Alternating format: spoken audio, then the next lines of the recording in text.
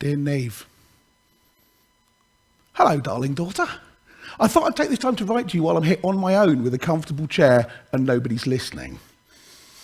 I'm in Romania. It's great.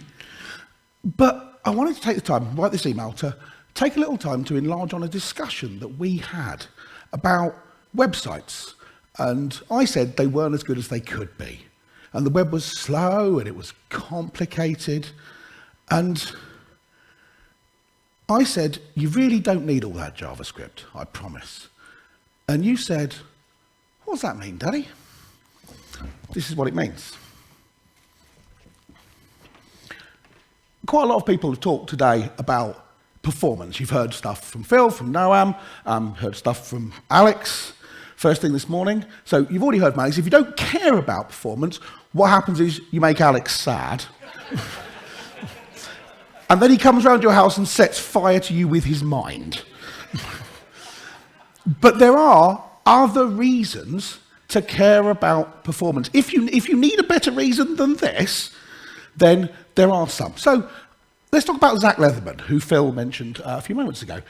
He tested building a client-side React site displaying a tweet against a plain HTML file displaying a tweet to time them, see what the difference this was.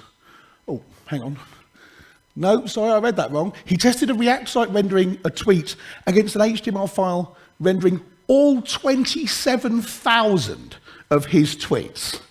8.5 megabytes of HTML. Which, I wonder, was faster? So we'll let Zach speak for himself here. Which is a better first meaningful paint time? Raw 8.5 meg HTML file, full text of all 27,000 tweets, a client-rendered React site with one tweet on it, and the answer is the 8.5 megs of HTML renders faster by 200 milliseconds. Now, to be clear, don't serve people 8.5 megabytes of HTML. Don't do that. But nonetheless, take another example, code highlighting, right? Remy Sharp, anyone heard of Remy Sharp? I know Bruce has. He was doing some work with code highlighting, syntax highlighting. So he was publishing code examples on his website and wanted them to be syntax highlighted because it's easier to read. And he was experimenting with, do we do the highlighting client-side with Prism.js or something like that, or do we do it server-side first? Now, obviously doing it server-side means that you're serving quite a lot more HTML, because instead of serving just the code, you're serving all the markup as well, all the spans and code tags and so on with different highlighting and so on and so forth in them. But what he found was, in total, even given the fact that you're serving a bunch more HTML, total transfer size still 10K smaller. And even though you're serving a lot more HTML, passing time, the amount of time it took to read that greater quantity of HTML, basically unchanged, as Remy says. There's practically zero impact on passing time, even though we know the parsed HTML is twice the size when you're server-side rendering. So it is tempting, honestly, to outsource the work that needs to be done. You say, instead of running it on my server, on my computer, which I have to pay for, and I have to wait for, how about I outsource it to the world's biggest distributed computer, which is the web, right? But the problem is that the work that needs doing doesn't go away. You're just running it on someone else's computer. You're making everyone else do it instead of you. And honestly, their computers are not as good as yours. Right? Look at Alex. The takeaway here is that you literally can't afford desktop or iPhone levels of JS if you're trying to make good web experiences for anyone but the world's richest users. Right? But we've already heard quite a lot about performance and so on, so let's talk about the next thing. One thing you could do here, one thing that's quite often suggested, is serve less stuff generally. If you put less on the wire, then it takes less time to download, it takes less time to render, everything's good. And fortunately, if you want to have less on the wire, you have a very willing partner in this, which is the network itself, because the network hates you and it wants you to suffer. So Let's talk about availability. Right. So, this is, have people heard of GDS, the UK's government digital service? Some of you have. So, in the UK, there's a web team, or a technology team, who work for the government and have, to some extent, oversight over government websites and try and make them better. I'm oversimplifying UK people, don't. But one of the things they did a survey looking at their analytics and so on, and they discovered that 1.1% of people hitting their sites weren't getting the JavaScript enhancements, right? And so you think, well, okay, 1%, but, you know, maybe that's just the way it's got to be. That's not that many. And if they, you know, if people turn off JavaScript or whatever, there's not really a lot we can do about that. And we've got deadlines to meet and we've got targets to hit. And if we're only losing 1% of people, that's okay. The point is, however, it's not like this. It's not one person and 99 people who are all fine.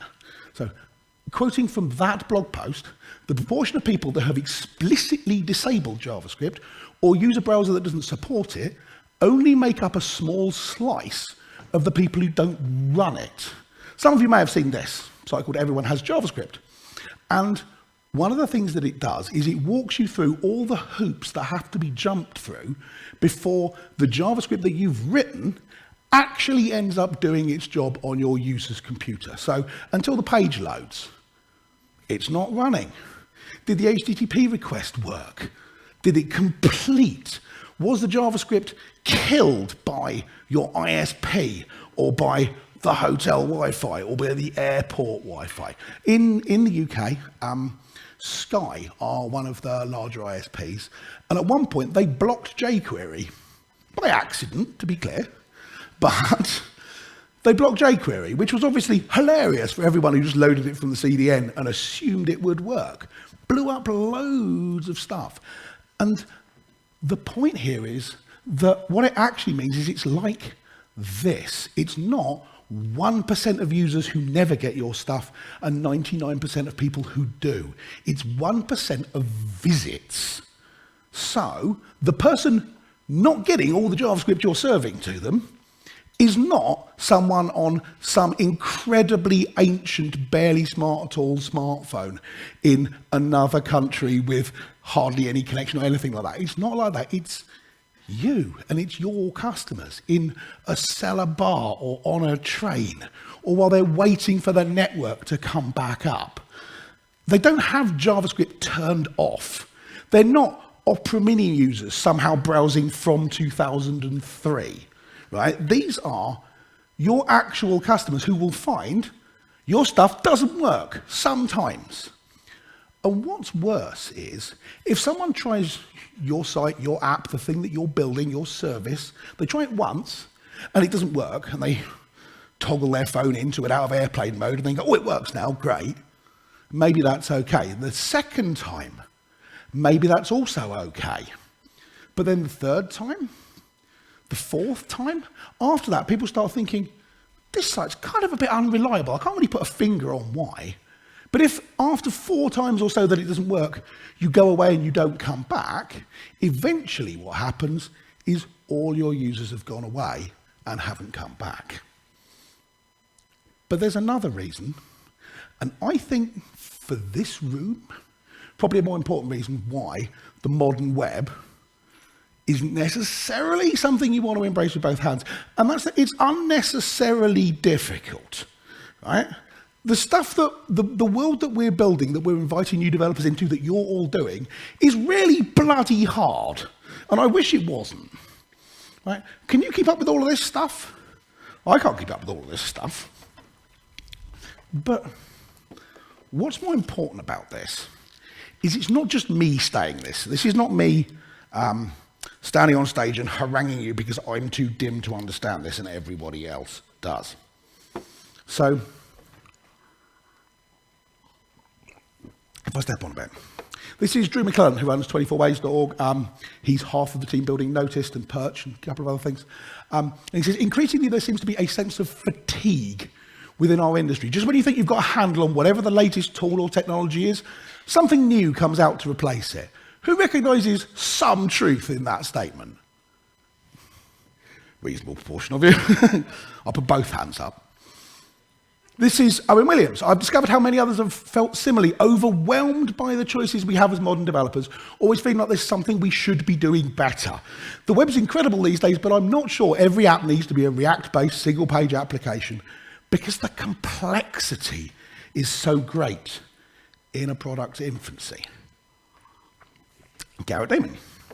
Again, saying exactly the same thing. SAS, JavaScript dialects, NPM, build tools, solve some shortcomings, but at what cost? I'd argue that for every hour these new technologies have saved me, they've cost me another in troubleshooting or upgrading the tool due to a web of invisible dependencies. Goes on to say, in the meantime, I could have broken out any text editor and FTP program and built a complete site in plain HTML and CSS in the time it took me to get it all running. And the site would have been easier to maintain in the long run. And then maybe when you've built that site that way, deploy it on Netlify. Rachel, who's the other half of the Noticed and Perch team, says, I can still take a complete beginner and teach them to build a simple web page with HTML and CSS in a day. We don't need to talk about tools, don't need to talk about frameworks, or make pull requests, or push a bunch of stuff from NPM.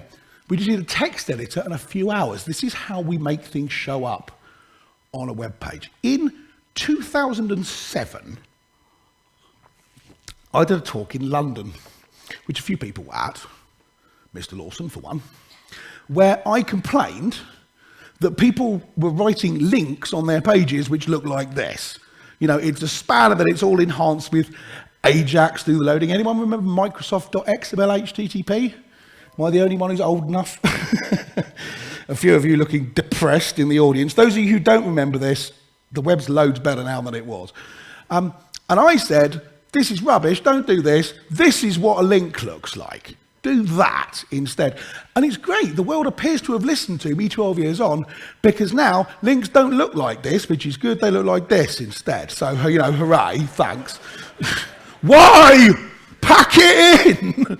But more seriously, why are we doing all of this? Right? I don't think, much as, you know, on a bad day, in the armpit of a bad night, I think people do stuff on the web just because it annoys me. I don't actually think that most of the time. Why are we doing this? Take a step back. There are reasons, and they're good reasons mostly, right? This stuff is important. You've got things like component reuse. I'm ignoring Noam for the moment, who says we shouldn't reuse stuff.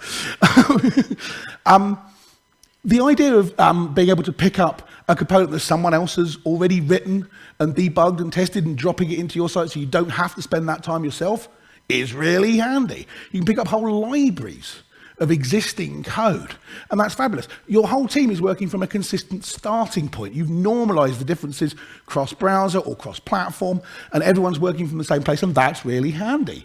And you can apply some organizational structure to your application, which you can define in code and so on. It's not just maintained in someone's head. And you're following best practices. So other people are suggesting that this is a good idea, and you're following those practices from the rest of the industry. And that's all good, right? All this stuff is important. But I think these are after the fact rationalizations, right? I think we didn't say, we want all of those things, let's build frameworks so we get them. I think we said we've built frameworks, now justify why they're a good idea.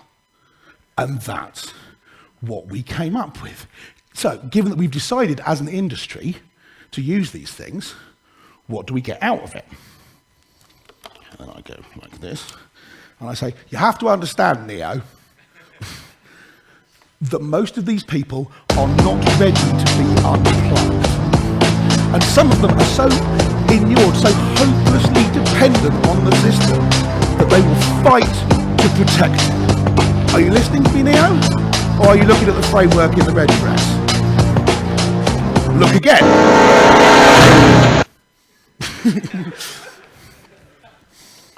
I can't actually see you with the sunglasses on.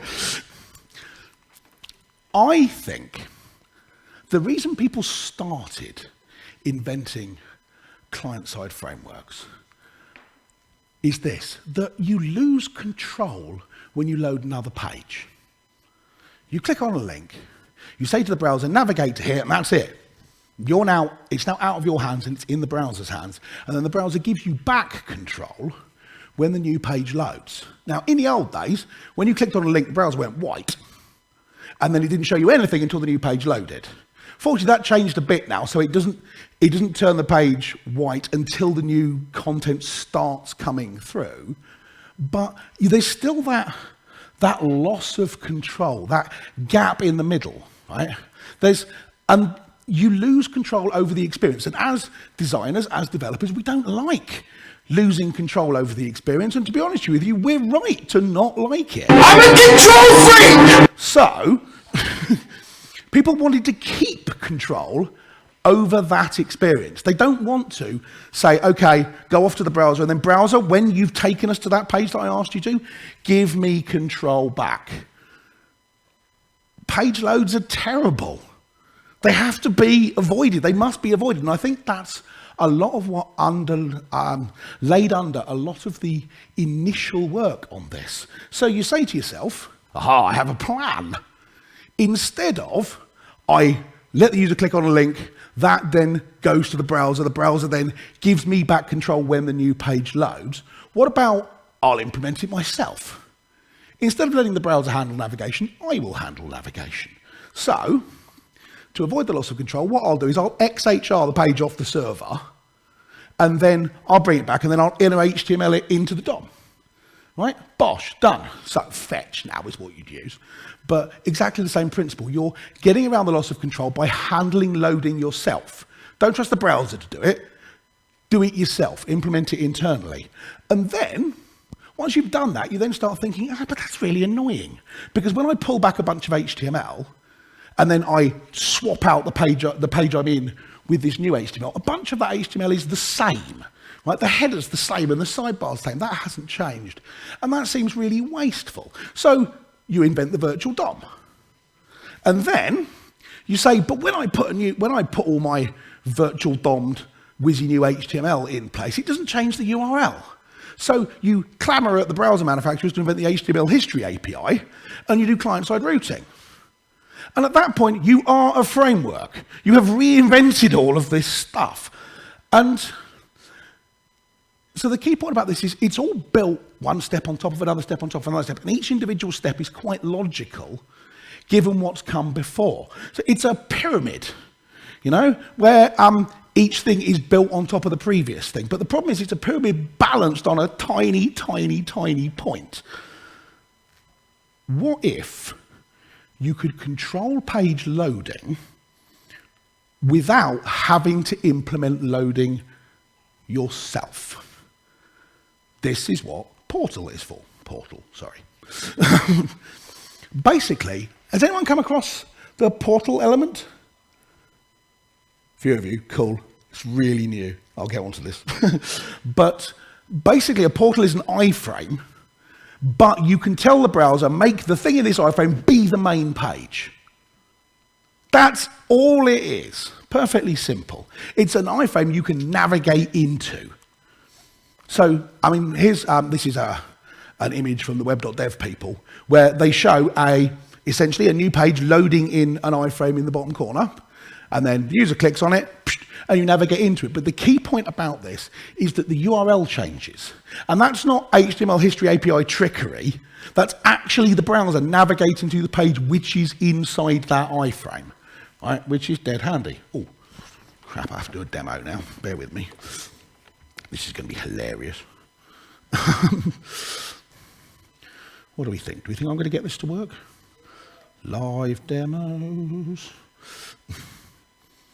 So if I go like that, can you see that? Oh, except for the fact that it's half a bloody screen. Don't do that. Thank you. Right, so click to create a portal, and down in the bottom corner, we load the JS. Oops. But we load the JS campsite in our little portal, and then I say navigate into it, and we immediately navigated into the thing showing in that iframe. And the URL has changed, browsing context has changed. We've actually navigated into that iframe. I didn't just load the same URL as that iframe in my main page. I just told the browser, do it. Okay, so if I now bring this out of the way again, this is the code.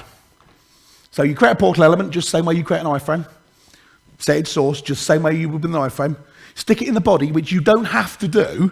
I'm making it visible in all these demos because otherwise it's not much of a demo. If I click on a button and it navigates somewhere, and that's all it does. So I'm trying to demonstrate at least a little bit how it works. But the key thing here, magic new function, portal.activate. And what that does is it says to the browser, navigate into that portal. Make the thing that's displayed in that portal be the main page. Okay? But the key point here is that in between you creating the portal and setting its source, and then you activating it, you've still got control. So you can do whatever you want in that gap. Like, you can animate it, for which I have to do a very similar demo.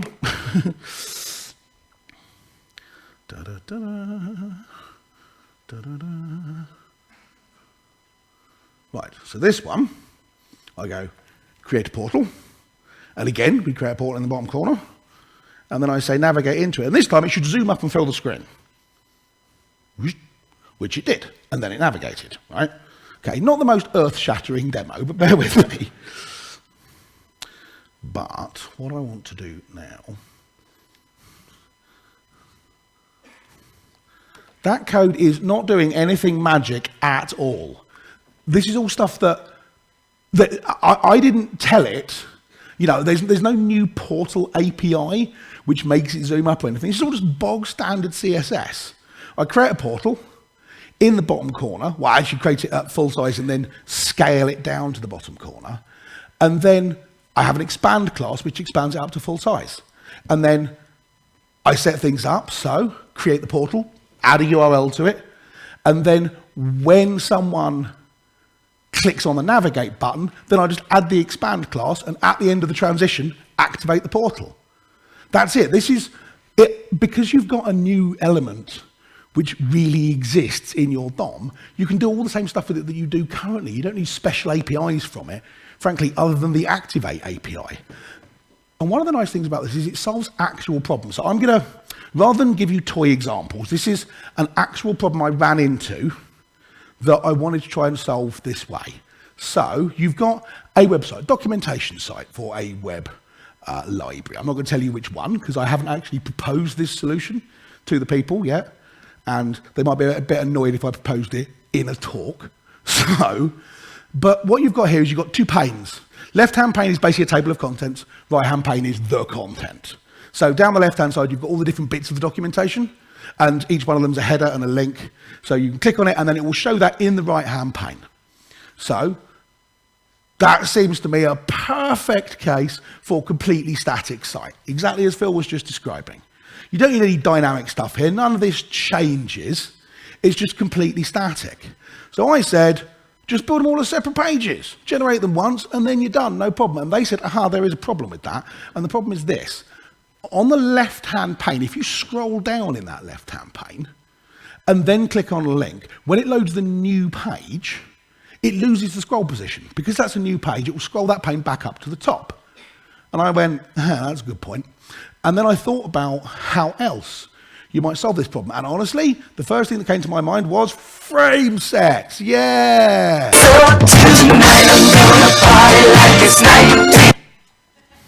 Right, but ignoring his Purple Majesty's song, there is actually another reason why you wouldn't want to use frame sets.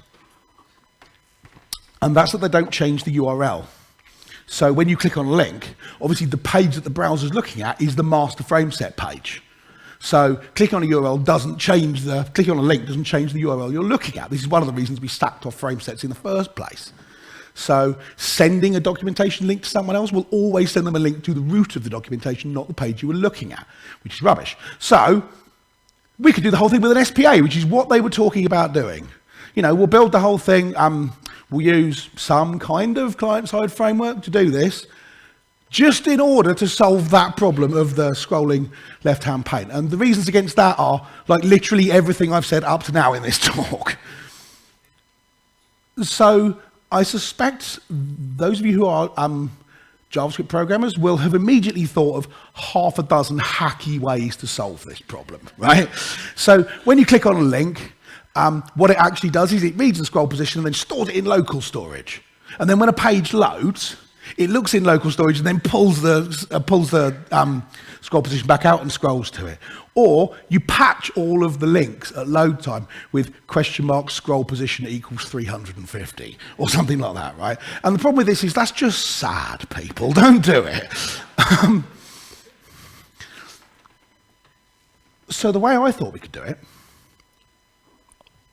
is with the portal element and post message. One of the advantages with an SPA, one of the reasons that single-page apps exist, is that you never lose control, as I mentioned. The fundamental point is that you get to see in an SPA both the page you are on and the page you are going to at the same time. If you don't have an SPA, you don't get that.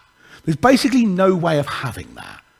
And so you end up, because that's a really valuable property to have. In situations like this, in loads of situations, you want to know where you're going to and what you've got now at the same time so they can talk to one another, they can interact.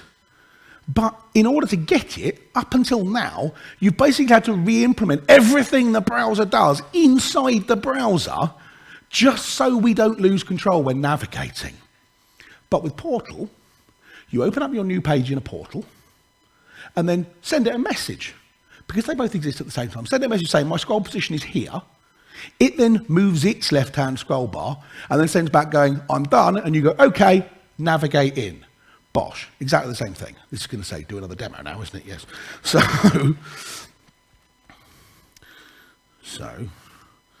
the next one, I think this might be the last demo, actually. But so far, I'm 2 for 2, which is, encouraging. Right, so, again, not very graphically exciting, this, but we've got links down the side, first thing, second thing, third thing. I click on second thing, and it navigates to the second thing page. And I scroll down further, and then click on third thing, and it navigates to the third thing page, and my scroll position is still there. Now, they're all completely separate pages, but none of those pages contain any JavaScript other than one link out to one JavaScript file. And that does the portal stuff, which I shall now explain. So there's no code in the pages, no change to the pages. It's the literal definition of progressive enhancement. If you don't support portals, then clicking on a link is just a link. Nothing changes. They're just href equals third.html in the page. Right. So, bunch of code, which I'm not going to get you to read, but essentially what we do is we put click handlers on the links in the left-hand pane. So when you click on one, it reads the href out of it, creates a portal, and then tells it to activate with a scroll position that it's read. And then the receiving page, which is loaded the same library, when it receives the portal activate event, which means you're in a portal, now you're becoming the real page, it also gets given the scroll position and it sets its scroll to that. And that's it. That's all you've got to do. And it's complete, as I say, progressive enhancement. If you don't have support for HTML portal element, then you're great. Now, one thing I should warn you about, this is hilariously unsupported at the moment. Do not even think about using this in production. As far as I'm aware, it's only in Chrome. It's only in the really, really, really latest Chrome. Honestly, Chrome releases, how does Chrome release, Alex? Every 6 weeks, right? And I've been genuinely worried running up to the point of this talk that I wouldn't actually get a version of Chrome which had the portal stuff in it before September the 24th. I only actually confirmed this was all done at the weekend. It's still quite buggy, the support for Portal in Chrome. To give you an example, and this one's brilliant. If you've got the DevTools up and you navigate into a portal, it takes the DevTools away, which makes it really easy to debug problems. Thanks. I mean, I know it's a bug, and they're working on it, and it'll be fixed, no problem at all. I don't even know if this is on a standards thing as opposed to just sort of proposed as a standard, but I think it's a bloody brilliant idea, and I hope the other browsers adopt it. But this is the point. When I said there that this is progressive enhancement stuff, most of the time you just want to add some sprinkles of activity to an existing page. The majority of websites aren't and don't need to be single page applications. And it's not me saying that, it's React saying that. Right? React has been designed from the start for gradual adoption, and you can use as much or as little React as you want. That's a page on React's own website explaining how to use React.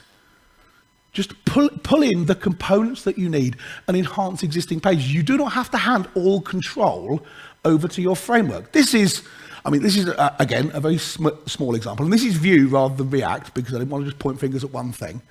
But this is a perfectly simple page which just happens to use some Vue components in it. But Vue doesn't own the page. Importantly, what I'm not doing is writing a Vue app and then mounting it on div class equals app and serving people a completely empty HTML body.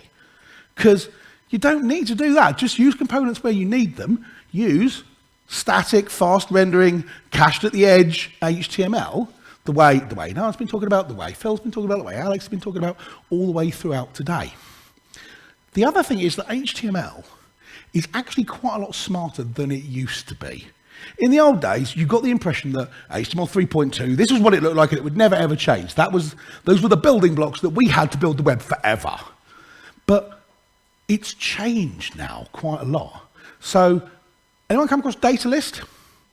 This is one of the holy grails in the early days was having an input box that was also a drop-down list, which HTML just flat out doesn't allow. Or it didn't. So people end up implementing this as their own component because they want this basic thing which is available in literally every native toolkit. And you didn't have it, so you had to implement an entire thing yourself, and it was a total nightmare. Now, HTML just does it.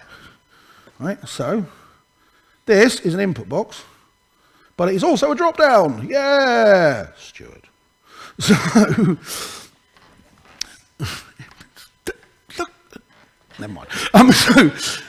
Again, Phil says if you've got a bunch of stuff in your form which is the second page, or it's stuff which is not relevant based on how they're filling in the form, you can just disable a whole field set all in one go. So I just go disable, disables the entire field set, one line of JavaScript. Right? One of my favorite things is CSS scroll snap.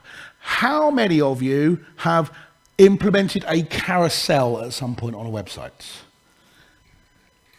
Keep your hands up if you wanted to. Yeah, thanks, thought as much. But nonetheless, you know, business requirements will out. But you've got the quite handy thing now that CSS basically does all the work for you now. So if I scroll through here, you see, I scroll on to the next one, and it snaps correctly into position for each one. There is no JavaScript here at all. This is just a list inside a constrained box with scroll snap types set on it. And obviously this is a trivially simple, stupid example, but you can see how you could then use that to build something larger because it's already built into CSS. The browser's doing the work for you. Hooray. Anna says, and this is an important point, right? Just because you don't understand a simple little CSS solution doesn't mean it's weird or it's crazy, but it goes the other way as well. Adding a ton of extra elements just for the sake of having a pure CSS solution when updating a value from the JavaScript would suffice is just silly, and it is.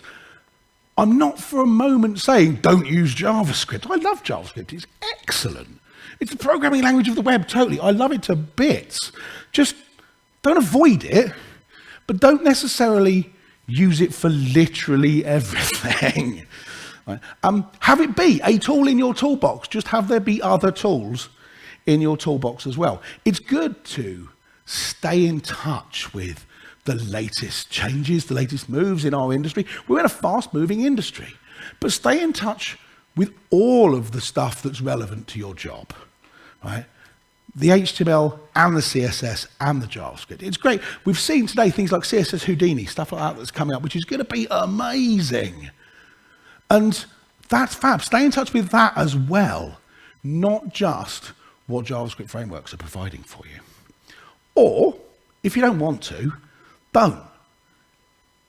Keeping up with this stuff is hard, and you don't have to, and you shouldn't have to. Not knowing new stuff is normal, quoting Flacky. Not using new and shiny tech is okay. Feeling bad for not knowing it is common, but you are not alone. If you feel overwhelmed by some of this, so does everyone else too. You saw earlier. And I don't want to show you a bunch of similar comments from people just to hammer the point home. It's more that the people's names I mentioned earlier, the people I'm quoting now, these are dedicated, serious professionals on the web who've been doing it for years and years and years. They're people who have written books and spoken on conference stages, and they feel as overwhelmed as I do, as some of you, I suspect, do. Right? And it's okay to feel like that. But let's fight the right fight. Don't fight against the web and the things that browsers are doing and doing well. Don't step aside and go, no, we'll essentially serve a huge, great big app on top of it and ignore what the browser does. It's just a delivery mechanism for our application. Don't do that. Because honestly, there's so much in our industry and in the rest of the world that needs fighting against. There's so many ways that we could stand in solidarity with one another, with the rest of the web, with the rest of the world. There's so many people who need our help. If you want to fight, great, fight that. Don't fight the web. Frameworks are a great thing. They are fantastic. They're a brilliant way to prototype stuff, to get things out into people's hands before the web gets around to it. Because we've seen in talks earlier today and in the rest of the time that the web takes a long time to standardize things. And that's because they do a lot of work. Right? You've got to spend time when you're standardizing a feature, making sure that the accessibility story is good, and that it's available everywhere, and the fallback story is good, and everyone's included. Performance is great, and there aren't performance problems. And that does take time. It really does. And so there will be times after someone's come up with an idea, but before the web has properly embraced and standardized it, when you want to use it. And great, then go ahead and do that. That's fabulous. Use extra stuff if you need things that aren't currently in the web platform. But if you're always finding yourself doing things that aren't in the web platform yet, is that really right? I mean, are you honestly on the bleeding edge at all times to build a login form? Really?